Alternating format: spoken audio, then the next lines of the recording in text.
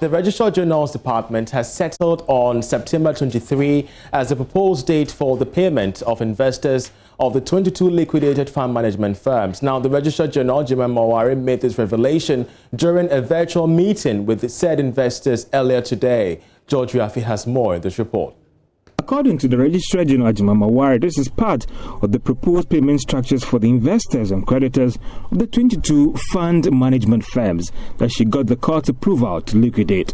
However, per this new arrangement, the payment will only affect 20 firms. The Registrar General further disclosed that a fraction of the validated claims will be paid by cash, while the rest will be placed in a mutual fund and drawn down over a period. The Registrar General also disclosed that the first batch of cash payments will be carried out from September 23, while withdrawals under the mutual fund will commence from 30th of September 2020.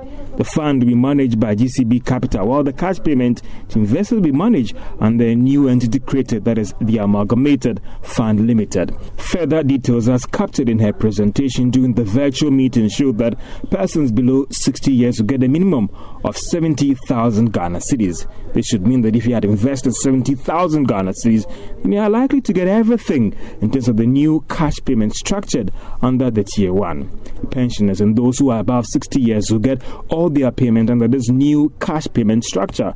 All faith-based organizations, schools and hospitals will all get their claims under this new arrangement, while financial institutions, credit unions will get 50% of their fund. According to the Registrar General, they are committed to paying all these claims depending on how the meetings with creditors and investors end. She also added that they are committed to going after all the directors of these liquidated fund management firms. Meanwhile, the Registrar General has set out new conditions for investors to get their locked-up funds. As of last week, I was able to have virtual meetings with 20 fund management companies, beginning from Monday right through till Friday. After we finish with this first meeting, we're going to do the payments by the end of September, as I said. We'll give them whatever government has in store.